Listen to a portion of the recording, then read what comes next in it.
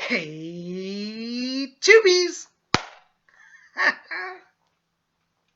This is Psychic Bob. It is so good to be back here with all of you. Well, all week we've been talking about how to know if Wicca is right for you. If you haven't seen the previous 3 videos, definitely check them out. I think they'll be a great help to you or maybe to somebody you know who's contemplating this mystical path. One of the viewers of the video series, one of my viewers here, Savannah Beard, wrote to me. Very good question. And I thought I would read her letter to you and we'll talk about it, okay? And she writes, Dear Psychic Bob, do you have any suggestions for how to explain the magic we do at a child's level? My son is 5 years old and very curious about what I do at my altar. I tell him, but he is having a hard time trying to understand. He has helped me with spells and to make witch ball ornaments, even though he doesn't really understand it yet.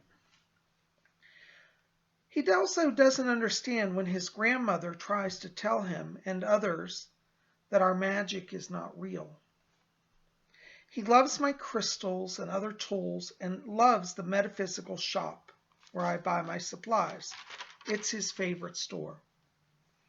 I wish I could help him understand our ways so others won't continue to make him feel embarrassed when he shares what he loves about it.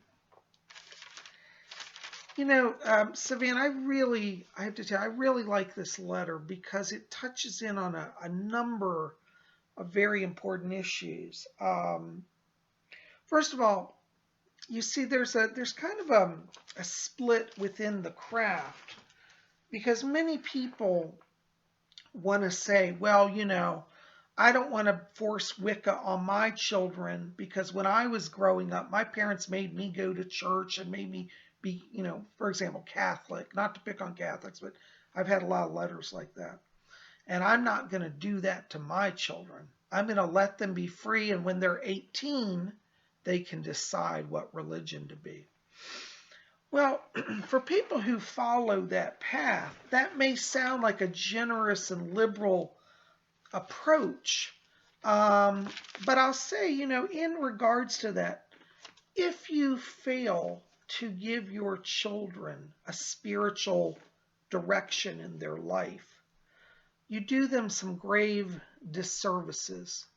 One of them is that when they're growing up and they have hard times without a spiritual foundation, because you're trying not to force religion on them, you take away from them a force, a power, a good that can sustain them. And so you actually hurt your children's lives by denying spirituality to them. You may think that, by not encouraging them to follow your path, that you're being liberal and tolerant.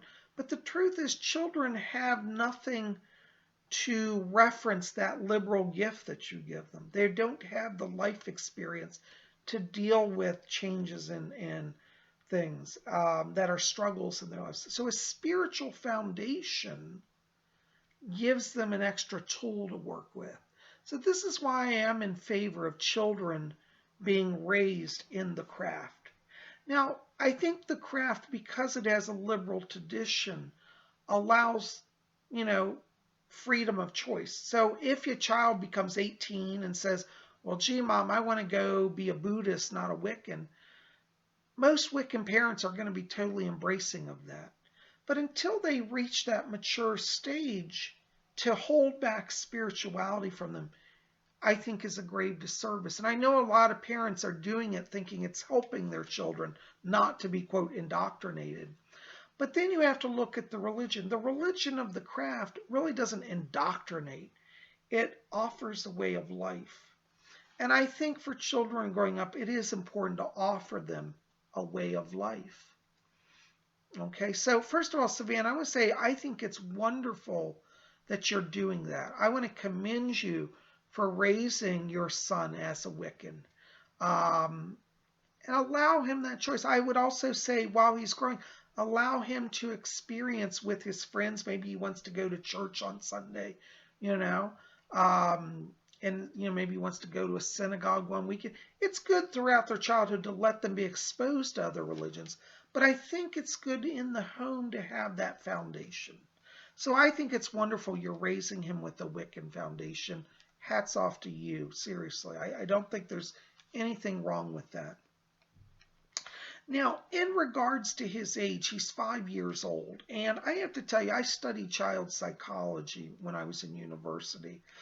And I don't know if you're aware of this. One of the things that I learned at the time, which was very fascinating and it's been very helpful in my life when I've dealt with people with children, is that children under the age of 11 do not have yet what we call abstract reasoning, abstract thinking skills. At around age 11 is where they begin to grasp concepts such as God, as other dimensions, as concepts complex as love. Until around age 11, they probably are not going to fully get the reality of the Wiccan path. But that's no reason not to teach it anyways, because remember, you're planting seeds in their spirit. What I think we have to also consider from a spiritual place is I believe that children, many of them are actually old souls. They're timeless. They've incarnated many lifetimes. And I do believe in the concept that a soul reunites with other souls. So the fact that your child is born into a Wiccan household indicates that most likely he's had a previous life as a Wiccan. And I from a psychic place, picked that up around him. So you and he are souls that have been witches before. And so it's no coincidence that he's back. But in terms of understanding that, consciously, it's probably going to be till about age 11. So you cannot at this point reasonably, because of his cognitive development, expect him to fully embrace the craft and be enlightened by it.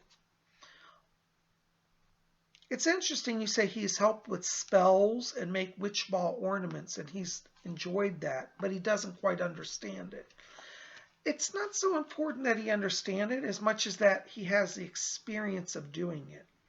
I think you want to talk about the craft, particularly with him at 5 years old, from the place of simply keep it in real simple terms. Say, we're making this ball.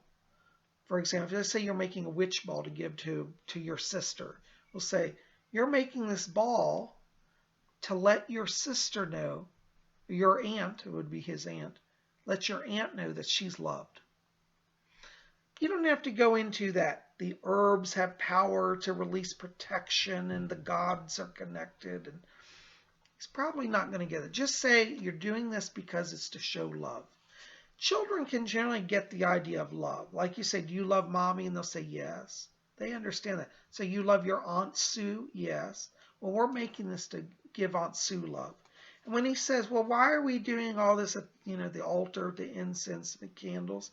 And say, this is how we put love into our work. And so this is a way we give love to Aunt Sue by doing this. He may not still even understand that. But he'll get the idea that this is something special and he loves Aunt Sue, and therefore he's helping to give love to Aunt Sue. And I think that's wonderful in and of itself, because as you know, the craft really is about harmony and peace and love. And so he's probably not ready for all that. Now, you can make it a game, and that's one of the things I would say is like when you, like for example, if you did the witch balls where you put herbs in the ball. I don't know which type you did, but that's one type where you use a clear ball and you put herbs in it. You can make it a game and say, what herbs are these? So like you may have rosemary and thyme, and you can introduce, say, smell the rosemary. What's that smell like? Smell the thyme. What's that smell like? Give him sensory connection to the herbs. He may not remember the names. He may not remember the magical properties, but keep that simple. Say, rosemary is for love. Thyme is for protection. And sage is for wisdom. and just keep it to one-word explanations. And then what you can do, make it a game, mix the herbs up, put them in different containers, mix them up, and say, now which one is which herb? What is that one? And he'll say, I think it's thyme. I said, no, that's rosemary. Say, how do you know rosemary? Look at the, teach him how to observe. So you can make it a lesson and keep it very simple, okay? Don't try to get him to understand the complex concept of how the herbs release energy and do all the work. He's not going to get it. But just teach him that the herbs are pretty. Say, look at that. Isn't sage pretty? It has silvery green color. And you can teach him associations like sage is always silvery green and thyme has a very strong smell. And so you can do like close your eyes and say, smell the herb. Which one is this? He'll say, oh, that's thyme. It's very strong. If you've smelled thyme, it's pretty strong. So you can make it fun. He's learning herbs, and it's a game for him. So that's one way you can help him to understand the magic at the altar. Okay, I hope that gives you a little insight.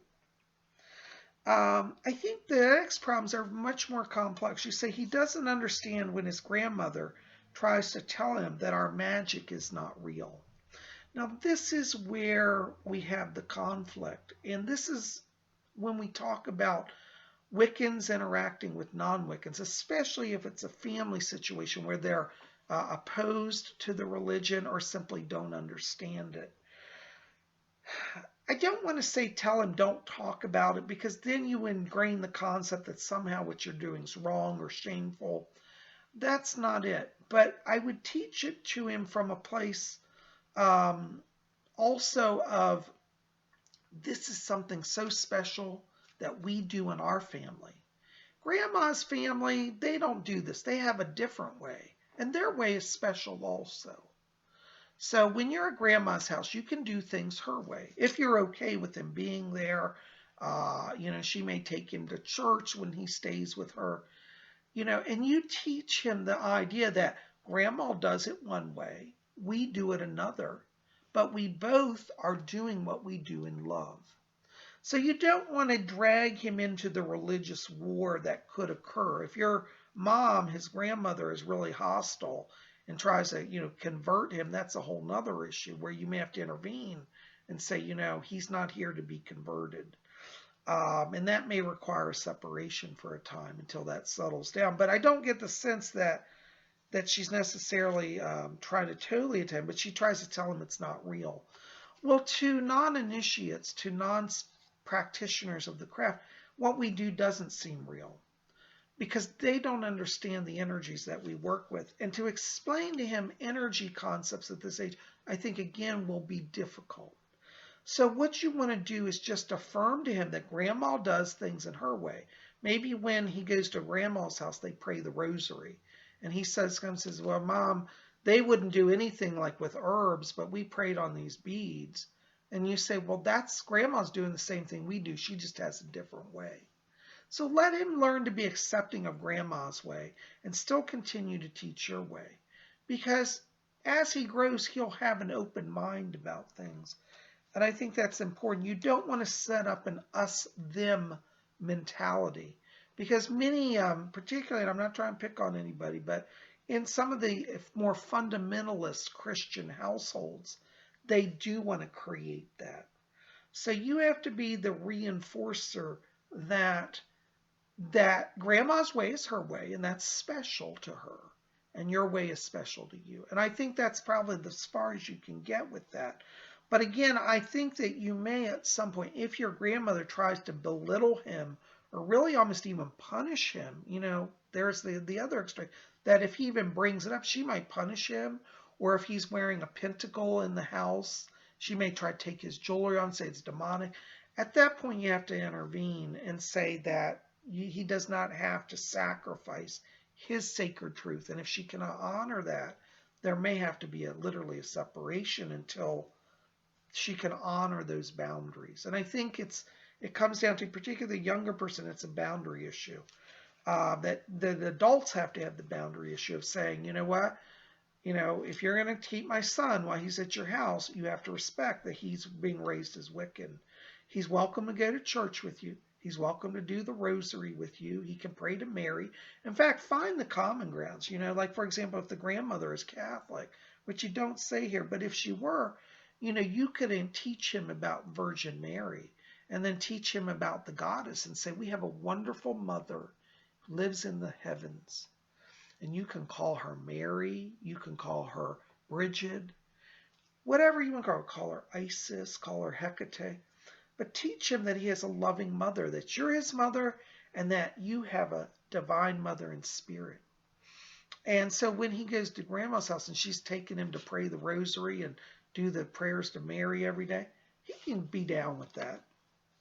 So let him understand that each way is special, okay? And then you also write here, he loves crystals and other tools and loves the metaphysical shop where I shop.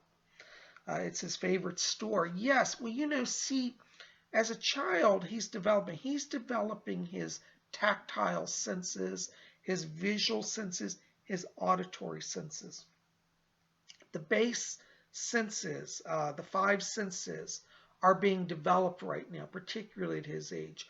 So I think it's wonderful that you let him play with the crystals. He can sense the energy. Now remember, children are very funny. They're old souls. And he probably will come out with it at some point, will totally shock you. When you hand him a crystal, he'll say, wow, I used to use these in Atlantis. And you'll be like, what? What did you just say? And see, these tools, while they're stimulating the tactile senses, such as the touch of the crystal, the coldness, the strength, the weight, it will also allow him to use his mind to connect back to where he may have a previous connection. So don't be surprised if that happens.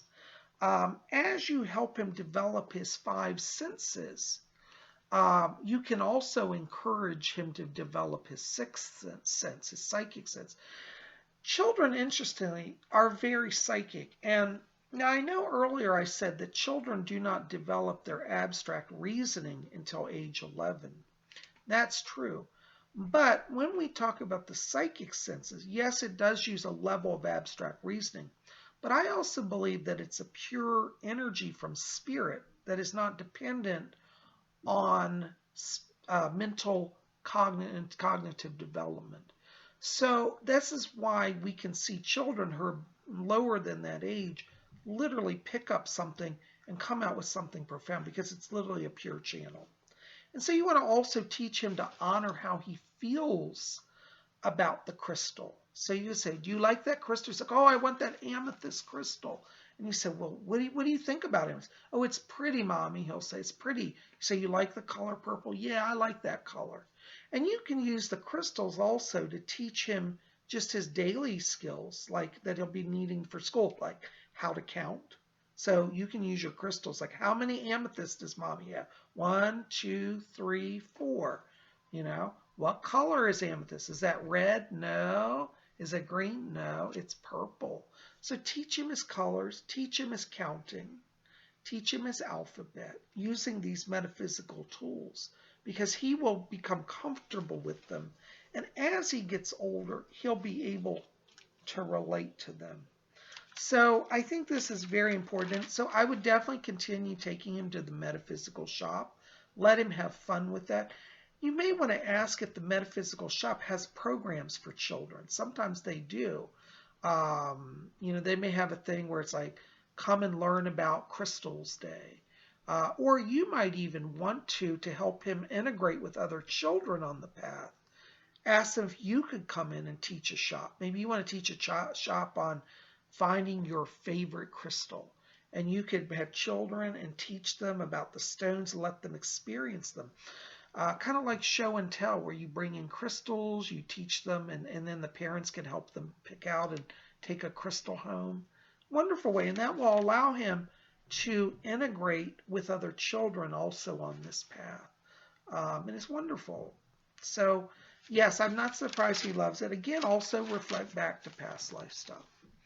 And you also say here in your letter, I wish that I could help him understand our ways so others won't continue to make him feel embarrassed when he shares what he loves about it. This is also a part of the abstract reasoning skills. Um, it's going to be hard for him to explain it, defend it, or justify it at this age. And so I don't say that to be critical, but I think you're expecting perhaps too much from him. All you have to have him understand right now is this is what mommy and you do. This is what we do in our house. Some people do this and see the world this way, and they're happy. And if you're teaching him every day to pray, to thank the Lord and the lady, see the little things in the home, just saying grace every day was to say, thank the Lord and the lady for this food, you know. Get him to the concept that he has help from a spiritual place. Again, abstract reasoning, yes, but through the Spirit, children can yet be aware. So there is kind of an interesting paradigm here of working with something that's abstract in a different way than the mind can process it. Do you see what I'm saying? I hope that makes a little sense. So at this point, all he has to know is this is what we do in our house, and we love God and Goddess. And if he goes to school and the children are like, you're a devil worshiper, you worship Goddess, because, children will be like that. I'm just going to prepare you. If he's out as a child, which he may well be, he will probably at some point encounter this. Depends on, I don't know which area you live in here, don't say, but if you're in the kind of the Bible Belt in the United States, you're going to have to accept that the majority of the kids around him will most likely be of a Christian background, and depending on which state and area you're in, could be very vocal about it. So as he grows, you're just going to have to address each incident with him. Help him to feel pride in himself. I want you to reward him for example, when he's able to identify the herbs. Make him be proud of what he can do. So when you play the game where he's blindfolded and he smells the herb and he identifies it, make that a regular sort of practice. Let him close his eyes and feel the crystals, and sense them. Say, oh, this is a heavy one. This is a hematite, He will come to know his senses. He will come to know that the crystals. All of this will make him feel proud within himself. And as he grows in his self-esteem, it won't be as hard. I'm not going to say it's going to be easy, but it won't be as hard when people try to dissuade him or tell him what he does isn't real. I think personally, it's a grave sin in my book. I don't like to use that word on, but in this case, I think for the family members to try to tell him that he's not real in what he believes, I think that's a grave disservice. That may need to have a little talk with grandma or your mom, his grandmother, to say, you know what, you don't have the right to put that into his head. Okay. Just some ideas for you. I hope this gives you a little insight. But I think it's an important question. And again, I just want to close with saying it's better to give him a faith that he may later leave than to give him no faith at all. And I really say it from my heart. It's a disservice. I've worked with people that have been cult victims that have come out of cults. Back when I was younger in the 70s and 80s, there was a big cult movement in the United States, a lot of destructive cults such as the Family. I can't think of all the names of them now, but there are different ones. The Moonies, different of these cult movements. What happened is a lot of the people that were vulnerable to those cults were people who had no real religious foundation in their life. They weren't rooted, and so they were easily swayed. So by giving your child a faith, you're protecting them from somebody who comes along when they're 16, 17, 18 and says, hey, look what I got for you. Because I think as people, we are naturally spiritual. We're naturally curious about the other side, the spirit realm, because we actually come from there. See, many of us have forgotten it, but it is part of who we are. So if you don't give that to them, I promise you, there'll be somebody just waiting outside your door on the street who will be more than happy to bring them into their fold. And I have literally seen people's lives destroyed by these cults. And so that's why I say, Don't think you're doing your child a service by not giving him any spiritual truth. You are weakening him or her. So, my 2 cents, I hope that answers your questions. By the way, also, I would encourage you go over to Lady Angela's YouTube channel. I'll put the link below. Write to her or go to her website, actually, also Rare Wicca Spells. Might be easier to reach her there. I'll put both links below. She has some books. She has a child that she's raising, and I think she would be a great source for you because I know that her son does magic with her. He's a little older, but I think she would be a great companion for you and a resource. So go to Lady Angela Riddle McAllister's pages. Again, I'll put links below. Okay. Anyways, guys, hope that helps. Like this, favorite, share it with your friends, especially those who are having these struggles. Anyways, keep it here. We'll be back here tomorrow. We're going to do tomorrow on Thursday. We're going to talk about UFOs. We got some more UFO stuff, so be back. We'll see you soon. God bless. Good night.